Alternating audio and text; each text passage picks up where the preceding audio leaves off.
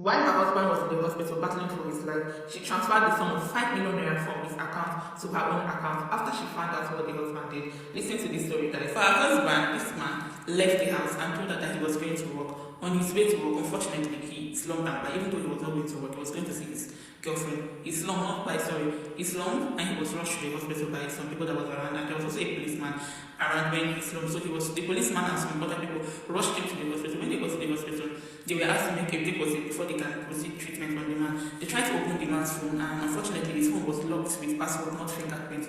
So there was no means for them to make deposit. Luckily for them and for the man, this man's wife called, and the reason why she called was because she wanted to ask for money for food from this man. The man did not drop money for food for them at all before leaving. So when she called, the policeman picked up the call and told her, "Madam, your husband is at the hospital, look at what happened." So this woman rushed down to the hospital. And when she got to the hospital, they told her that she needs to make a deposit for them to commence treatment on her husband. The woman told them that she doesn't have any money on her, that she's just a housewife, she doesn't have anything doing. They said, "Okay, just open your husband's phone and make transfer from his account." She tried all the passwords she could think of, and none of them was able to open the man's phone. She told them that she doesn't know the husband's password and that she cannot open the man's phone. So they told her, "Okay, make calls, call some family members, people that people that can help you make deposits so they can proceed treatment on this man." She was just trying, calling people, her family members, her friends, and all the people that she called. They kept on telling her they don't have money. Luckily for them, so while the woman was still making calls, looking for who will help them deposit money for them to commence treatment on her husband, luckily a call came in, a call from a side chick. Now this side chick has been waiting for this man. You guys know that the man was going to meet her before the incident happened to him. So the side chick called, the policeman picks up the call, and when he picks up the call, he was still talking with the side chick when the man's wife entered the room where they were. So the policeman asked the side chick, "Please, who are you to this man?" The side chick said that she's his girlfriend, that they were supposed to meet that day, and that she has been waiting for him. She didn't see him. That's the reason why she called. So the policeman told the girlfriend that, "Oh, this man is in the hospital. Look at what happened to him. That please, you need to rush down to the hospital."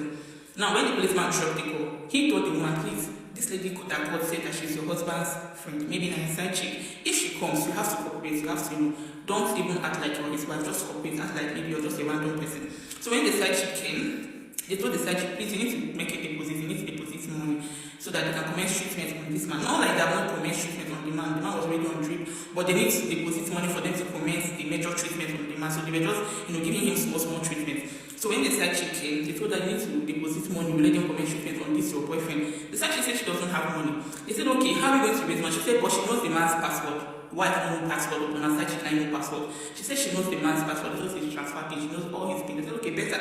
Please, can you help us unlock this phone and make a transfer from his account?" So the side chick unlocked this man's phone and made a deposit from this man's account to the hospital. She knows the man's pin, transfer pin, she knows the man's phone pin. Wife no, but side chick no. Let me continue my story, John. So when she made the transfer, they commenced the treatment. The policeman told the side chick, "Please, this man, I don't know him. He's slumped and then we rushed him down to this hospital. Please, you need to stay with this man until we are able to get across to his family members." The side chick said, "No, Lila, stay with you. What if the man buy? What is he going to tell the man's family? What if the man's wife come here and meet her? What if she was just even excuses up?" And I said, "No, that she have done her part, she have done her best by unlocking the man's phone and making sure that she deposits money for them to commence treatment on the man. That she's going to go, that they should do for me is that get across to the man's family.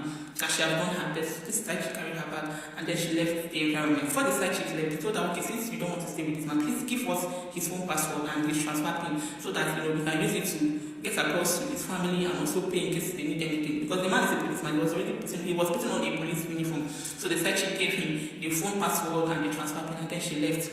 They gave the password, the details to the wife and handed the man's phone to the wife.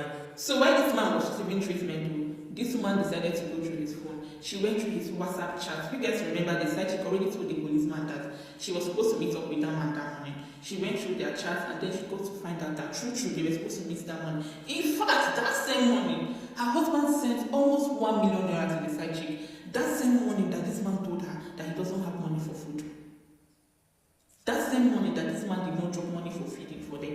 This man has more than 8 million naira in his account. 8 million. More than 8 million naira in his account, but he did not drop money for food for his family. This man sent almost 1 million naira to the side chick. It was from their WhatsApp chat that she got to find out. Then she decided to go through his statement of account. She went through his statement of account and then she found out that this man really sent this side chick money from the statement. And she also saw other ladies that this man was sending money to. This man was sending money to different ladies. And then she was complaining, while she was going through, she was complaining bitterly that this man does not give her money. Anytime she asked this man for money, this man would tell her he doesn't have money. It's always giving her one excuse or the other. And she could they busy the man. She could they do understanding wife. Guess what she did, guys? Now this woman, Bongo, nice with me pass.